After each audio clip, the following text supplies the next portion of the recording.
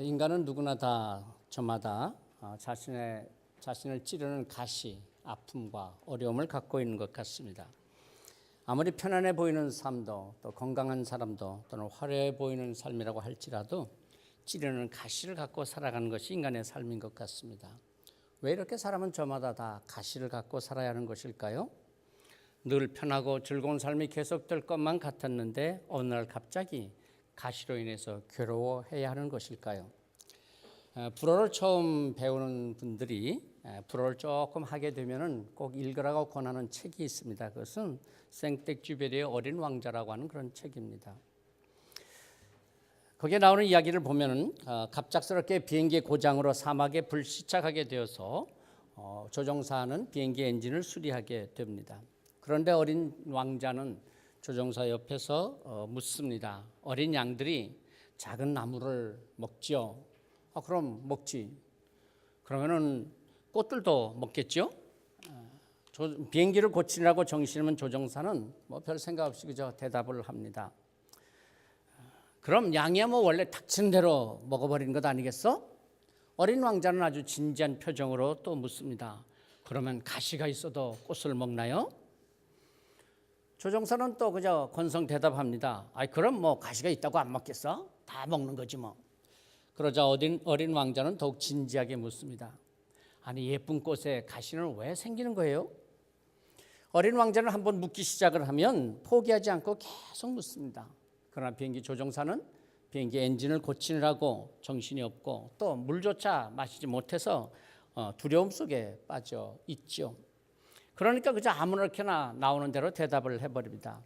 가시라는 거 그거 원래 아무 짝에도 쓸모없는 것이야.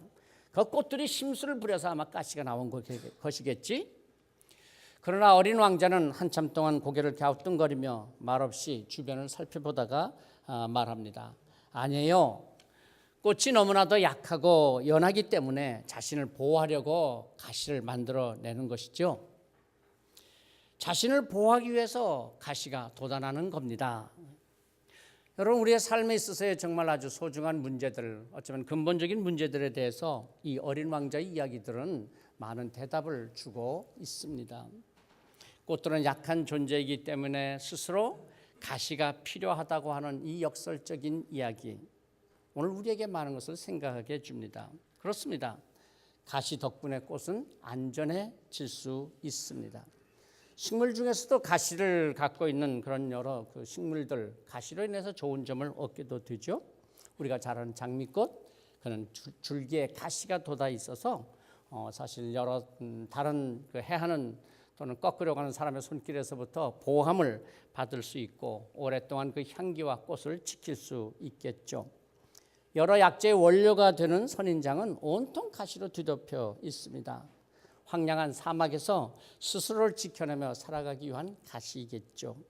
구기자나무나 가시복분자나무 거기에도 억센 가시를 갖고 있으면서 좋은 약재로 쓰인답니다. 열대 과일 중에서 특히 두리안이라고 하는 과일, 영양분이 많아서 굉장히 좋은 과일인데 그것은 사람들이 아주 싫어하는 그런 냄새를 풍긴다고 하죠. 그리고 그 겉에는 울퉁불퉁 거친 가시들이 많이 돋아 있습니다. 두리안이라고 하는 말은 말레이어로 가시라고 하는 의미라고 합니다. 가시 속에 그 속살에는 얼마나 고단백에 좋은 영양분을 갖고 있는지 또 작년에 제가 치앙마이에 갔을 때 처음 정말 이 두리안 한 조각을 먹어보았는데요. 얼마나 맛있는지 아직도 그 맛을 잊지 못하겠습니다. 인생에도 가시는 아픔을 주기도 하지만 또한 위험을 피할 수 있도록 하는 많은 유익함을 주기도 합니다. 그러면 사실 가시 때문이다 그런 말보다는 가시 덕분이다 그런 표현이 더 맞지 않을까요? 때로는 우리는 가시 덕분에 잘못되지 않을 수 있고 나 자신을 잘 지켜갈 수 있습니다. 우리 주변에 많은 훌륭한 사람들이 오늘의 성공을 이룰 수 있었던 그 이유에 대해서 어린 시절 겪었던 어려움을 이야기하면서 가시 때문이 아니라 가시 덕분이었다고 그렇게 말하지 않습니까? 가난이라고 하는 가시 덕분에 스스로 인내하며 근검절약이 몸에 배는 삶을 살 수 있었다고 합니다. 남달리 몸이 약했기 때문이 아니라 몸이 약한 덕분에 남보다는 더 조심하고 건강을 지켜나가는 삶을 살아서 오히려 장수의 복을 누릴 수 있었다고도 말합니다. 가난, 약함, 배우지 못했기 때문이 아니라 가난, 약함, 배우지 못한 덕분에 오히려 더 열정적인 삶, 근면 검소하는 습관, 적극적인 삶을 살 수 있었다고 말합니다. 건강한 몸으로 태어났기 때문에 평생 한 번도 병원에 가보지 않고 살았던 사람, 어느 날 갑자기 몸에 이상이 있어서 병원에 가서 검사를 해봤더니 아주 치명적인 질병이라고 판명받기도 하지 않습니까? 오히려 평소에 작은 질병들이 있어서 늘 건강을 돌보다가 보니까 오히려 건강할 수 있었다고 합니다. 당뇨병으로 어려움을 겪고 계시는 분들이 참 많습니다만 어떤 장로님은 자기가 당뇨가 있어서 진정한 당회원이 되어서 덕분에 건강을 지킬 수 있었다, 그렇게 말하시기도 하더라고요. 사람이 뭔가 약한 부분이 있어서 오히려 그 약한 부분 때문에 전체를 조심하게 되기도 하는 것이죠. 우리의 삶에서도 때문에라고 하는 어떤 핑계보다는 덕분에라고 하는 감사하는 마음이 우리의 삶의 활력소를 만들어주고 우리에게 힘과 능력을 주기도 합니다. 대부분 이 때문에라고 하는 것은 부정적인 마음이죠. 그러나 오히려 덕분에, 그렇죠, 가난 덕분에, 약함 덕분에, 배우지 못한 덕분에, 불리한 환경 덕분에 오히려 더 건강한 삶, 올바른 삶, 부지런한 삶을 살 수 있게 되지 않습니까? 예수 믿는 성도들을 잡아다가 감옥에 가두고 핍박했던 원로원 의원 사울, 그가 부활하신 예수님을 만나고 나서 오히려 예수를 전하는 사도 바울이 되었습니다. 자기 자신도 분간하기 어려울 정도의 놀라운 신앙의 체험, 내가 몸 안에 있는지 몸 밖에 있는지도 모를 정도의 신비한 신앙 체험을 하였음에도 불구하고 오히려 자신의 약함을 자랑한다고 하면서 자신의 가시를 말합니다.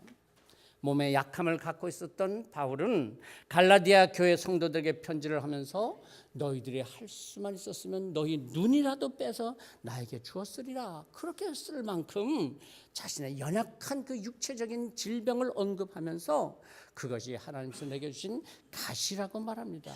그게 얼마나 고통스러웠으면 그 가시를 사탄의 사자라고까지 말했겠습니까? 그런데 바울 사도는 그 가시로 인해서 오히려 유익을 얻을 수 있었다고 고백합니다. 그의 진솔한 고백을 다시 한번 들어보십시오. 7절 말씀입니다. 여러 계시를 받은 것이 지극히 크므로 너무 자만하지 않게 하시려고 내 육체에 가시 곧 사탄의 사자를 주셨으니 이는 나를 쳐서 너무 자만하지 않게 하려 하심이라. 그렇습니다. 가시는 우리로 하여금 자만하지 않도록 해줍니다. 남들이 비록 모르는 가시라고 할지라도 우리가 갖고 있는 가시는 우리로 하여금 교만하지 않도록 깨우쳐 줍니다.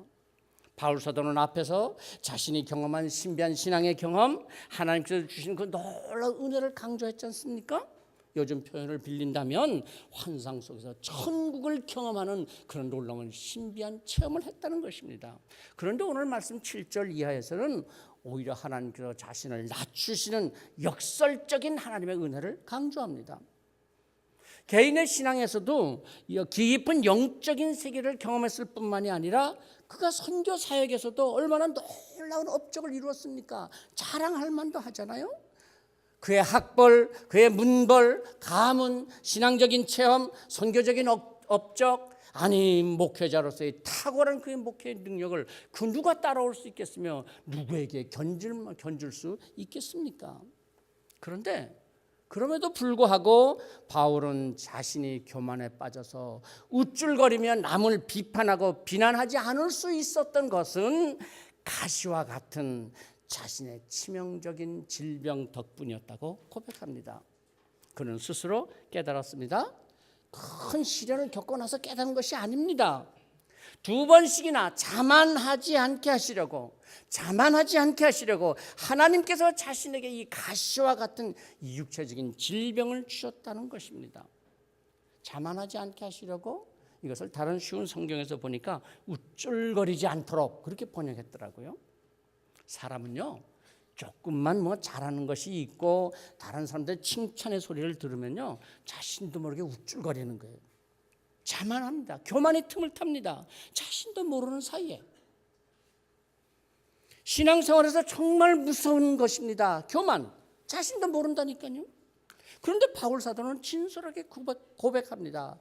자신의 놀라운 신앙적 경험을 갖고 있으면서도 자만하지 않을 수 있었던 것은 가시 덕분이었다는 것입니다.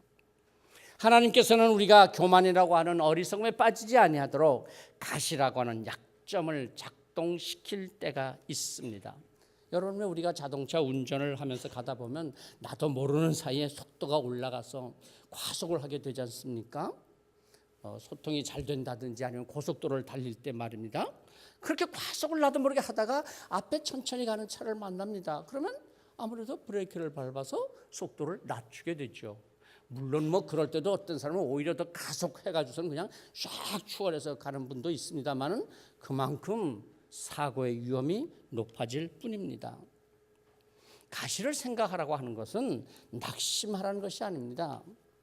스스로 비관하라는 말이 아닙니다. 자만하지 말라는 하나님의 브레이크입니다. C.S. 루이스 교수에게 한 학생이 물었답니다. 하나님은 사랑의 하나님이라고 하시면서 왜 이 땅에 이렇게 고통이 많습니까? 해결할 수 없는 인류의 고통을 그냥 놔두시는 이유가 뭡니까? 사랑의 하나님께서 왜 인간에게 풀 수 없는 이런 고통을 허락하시는 것입니까? 사랑의 하나님이시라면서 말입니다. 그러자 루이스 교수는 이렇게 대답합니다. 인간이란 참 교만한 존재야. 만일 고통이라고 하는 문제가 없다면 인간이 얼마나 더 교만해지겠어? 여러분, 혹시라도 이런 신앙적인 갈등이 있으시다면 C.S. 루이스 교수의 책 고통의 문제라고 하는 책을 한번 읽어보시기를 권해드립니다. 사랑하는 성도 여러분, 우리가 이 시간 진솔하게 하나님 앞에서 고백하십시다. 하나님, 제가 교만하지 않도록 가시를 주셨으니 감사합니다. 비록 힘들고 고통스러울지라도 교만하지 않도록 베푸시는 하나님의 은혜인 것을 믿습니다. 가시가 없다면 정말 내가 나의 교만을 깨달을 수 있었을까요? 하나님이 주신 가시를 가시로 깨닫고 받아들일 수 있다는 것은 축복입니다. 아니, 하나님이 주신 가시를 가시로 깨닫지 못하는 것도 참으로 불행한 일입니다. 바울 사도도 처음엔 잘 몰랐던 것 같아요. 그래서 8절에서는 이렇게 말하지 않습니까? 이것이 내게서 떠나가기 위하여 내가 3번 주께 간구하였더니. 하나님이 주신 가시를 가시로 모르고 속상해하고 마음 상해하고 하나님 앞에 3번씩이나 기도했다는 거예요. 그렇습니다, 여러분. 가시를 가시로 모르고 속상해하고 애태우지 마십시다. 내 교만을 바꾸면 가시는 고통이 아니라 하나님의 은혜가 될 수 있습니다.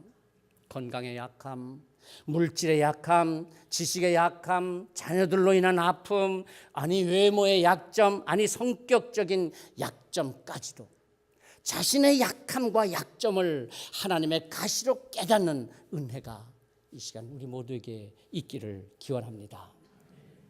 두 번째로 가시는 하나님만을 의지하게 해줍니다. 바울 사도는 자신의 가시 때문에 3번이나 하나님께 기도했다고 했죠. 3번이나 기도했다. 이 말은 숫자적인 의미가 아니라 아주 작정하고 결단하여 기도했다, 그런 말이죠. 그런데 성도 여러분, 기도가 뭡니까? 물론 여러 가지 말로 설명할 수 있지만은 기도는 결국 하나님을 의지하는 마음을 하나님께 고백하는 것입니다. 뭐 큰 소리로 하든 뭐 작은 소리로 하든 아니 침묵으로 기도하든 기도는 나는 하나님만을 의지합니다라고 하는 신앙 고백입니다. 나는 하나님의 처분만을 기다립니다. 그런 고백이죠. 여러분 생각해 보세요. 왜 기도하지 않습니까? 삶이 편안하니까. 그렇잖아요? 문제가 없으니까, 문제가 없는 것 같으니까 기도하지 않습니다. 왜 하나님만 의지하지 않습니까? 내가 그래도 뭐 좀 할 수 있는 능력이 있다고 생각하니까. 그런데 한계에 부딪히고 내가 할 수 있는 것이 아무것도 없다고 하는 그런 자리에 이르게 되면 그럼요, 저절로 기도가 나오죠. 기도하지 않을 수 없습니다. 여러분, 사람은 참 별 수 없는 것 같아요. 뭔가 자신이 좀 할 수 있다고 생각하고 좀 자랑스러운 것이 있다고 생각하고 그래도 내가 괜찮다 뭐 그런 생각을 하면 하나님을 의지하기가 쉽지 않습니다. 아, 하나님의 은혜로 이 쓸데없는 자, 우리가 찬송 불렀잖아요. 왜 구속하여 주는지 난 알 수 없도다. 내가 믿고 또 의지함은 내 모든 형편 아시는 주님 늘 보호해 주실 것을 확실히 아네. 여러분, 가장 절실한 기도를 하나님께 드렸던 때가 어느 때였다고 기억되십니까? 아, 하나님, 나 하나님께 아무것도 할 수 없어요. 하나님 앞에서 나 무엇인지 할 수가 없어요. 그 무엇도 내게 있는 것 의지할 것이 없어요. 이 쓸데없는 자, 내 모든 형편 아시는 주님 날 보호해 주실 줄로 믿습니다. 언제 여러분 진솔하게 절실하게 하나님을 찾아보셨나요? 사람은 할 수 없다니까요. 저 조금만 편하면 뭐이 좀 괜찮아지면 참 하나님을 잘 찾지 않게 됩니다. 아니, 나는 찾는데요. 그럼요, 찾기는 찾는데 그렇게 절실하지 않습니다. 기도를 해도 그렇게 절실한 기도가 아니고 형식적인 기도가 되기 쉽습니다. 그런데 내 뜻대로 되지 아니하고 갑작스러운 일을 만나고 자녀들이 힘들게 하고 건강에 문제가 생기고 그러면 스스로 교만을 내려놓고 하나님을 찾게 되지 않습니까? 하나님을 의지하게 됩니다. 그래서 겸손은 하나님의 은혜를 담는 그릇이라고 합니다. 우리의 겸손의 한계가 하나님의 은혜의 한계가 되는 것입니다.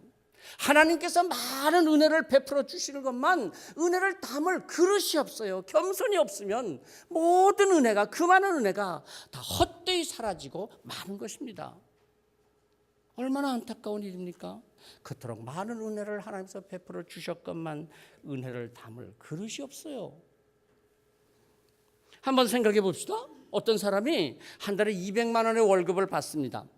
그런데 그가 너무 성실하게 일을 해서 250만 원씩 줬습니다. 그랬더니 더 열심히 일을 해서 한 달에 300만 원씩 줬습니다. 그랬더니 이 사람이 이제는 자기 실력, 자기 능력에서 교만해졌습니다. 그래가지고는 말합니다. 야, 이 회사 이거 내가 안 하면 다 무너져. 내가 없으면 이게 아무것도 아니야. 교만해집니다. 자만합니다. 그러면 사장님이 어떻게 하겠어요? 하나님께서 우리가 하는 일을 축복해 주십니다. 그래서 더 바빠졌어요. 일할 것이 더 많아졌습니다. 그랬더니 이 사람이 바쁘다고 일이 많다고 피곤하다고 하나님 앞에 예배 드리지 않아요. 기도하지 않아요. 하나님께서 어떻게 하실까요? 하나님께서 몰라서 말씀하시지 않는 것일까요? 나의 교만을 모르셔서 가만히 두시는 것일까요? 그러기 때문에 겸손이 하나님의 은혜를 받는 그릇이요 내가 받을 하나님의 은혜의 한계가 된다고 하는 것입니다. 가시를 깨달았습니까? 가시는 우리를 힘들게 하고 아프게만 하는 것이 아니라 하나님과 가까워지는 좋은 방편이 되기도 합니다. 하나님께서 주시는 가시를 가시로 깨닫고 하나님께 나와서 겸손히 하나님 앞에 엎드리십시오. 가시는 더 이상의 고통이 아니라 하나님의 능력이 내게 머무르는 기회가 됩니다. 나는 무력하지만 하나님의 능력이 내게 역사하십니다. 가시로 인해서 너무 괴로워하지만 말고 가시는 하나님께서 나를 가까이 부르시는 하나님의 부르심이며 하나님께 나가는 길이 된다고 하는 것을 기억하십시오. 그래서 세 번째, 가시는 하나님의 능력을 체험하게 됩니다. 오늘 9절 하반절 말씀 한번 같이 읽어보시겠습니까? 9절 하반절, 그러므로 도리어 크게 기뻐함은 거기서부터만 한번 같이 읽습니다. 그러므로 도리어 크게 기뻐함으로 나의 여러 약한 것들에 대하여 자랑하리니 이는 그리스도의 능력이 내게 머물게 하려 함이라. 아멘. 우리는 가시 때문에 고통스러워하기도 하고 때로는 절망하기도 하지만 그러나 결국은 가시로 인해서 하나님의 능력을 체험하게 됩니다. 바울도 육체적인 약함, 그 가시 덕분에 하나님의 큰 능력을 체험하며 살게 되었다고 자랑스럽게 간증하는 것 아닙니까? 바울 사도는 이 앞에서도 고린도 교회 성도들에게 이렇게 말씀하셨습니다. 고린도서 4장 7절입니다. 우리가 이 보배를 질그릇에 가졌으니 이는 심히 큰 능력이 하나님께 있고 우리에게 있지 아니함을 알게 하려 함이라. 우리가 가시로 인해서 아파하고 힘들어할 때 하나님께서는 우리에게 그 가시의 고통을 그대로 안고 살아라, 뭐 할 수 없지 않냐, 내가 감당해라, 뭐 체념하고 살아라, 그러시는 하나님이 아니십니다. 너는 안 되니까, 힘드니까, 내 능력으로는 못하는 것이니까, 그래, 내가 함께 해주마, 내가 능력을 주마, 내가 도와주마. 그래서 나에게, 우리의 가정에, 나의 자녀들에게, 우리의 모든 일들 가운데 하나님의 능력을 베풀어 주시는 것입니다. 우리는 어떤 가시로 인해 아파하고 있습니까? 예수님께서도 가시면류관을 쓰시고 가시의 찔림을 당해 보셨습니다. 우리의 아픔을 아십니다. 낫게 하십니다. 내가 두 손 들고 겸손히 주님의 능력을 구하기만 하면 그 주님의 능력이 내게 머물게 하시며 가시는 축복을 담는 그릇이 됩니다. 바울 사도의 마지막 결론을 들어보십시오. 10절 말씀입니다. 그러므로 내가 그리스도를 위하여 약한 것들과 능력과 궁핍과 박해와 곤고를 기뻐하노니 이는 내가 약한 그때의 강함이라. 우리는 인생의 가시 덕분에 교만하지 않고 겸손해질 수 있습니다. 가시 덕분에 두 손 들고 하나님께 가까이 나아가서 하나님을 의지하게 됩니다. 하나님과 친밀하게 됩니다. 그리고 가시 덕분에 우리에게 하나님의 능력이 역사하셔서 하나님의 능력을 체험하게 됩니다. 우리가 겪는 크고 작은 일들의 배후에는 하나님의 뜻과 놀라운 하나님의 계획이 있습니다. 하나님께는 결코 우연이란 없습니다. 하나님의 신비한 섭리가 이루어지고 있을 뿐입니다. 나의 가시가 하나님의 능력이 되기를 성부와 성자와 성령의 이름으로 축복합니다. 기도하십시다. 때로는 우리의 마음을 아프게 하고 괴롭게 하는 것들, 그러나 그 모든 것들이 하나님께서 주신 가시라고 하는 깨달음을 가질 때 오히려 그 가시를 통해서 겸손해지고 또 하나님의 능력을 힘있게 되고 또 하나님 앞에 가까이 나가게 됩니다. 나의 가시를 돌아보고 생각하고 깨닫고 하나님 앞에 주여 나에게 이 가시를 통해서 하나님의 은혜를 체험할 수 있게 하옵소서. 함께 침묵으로 기도하십시다.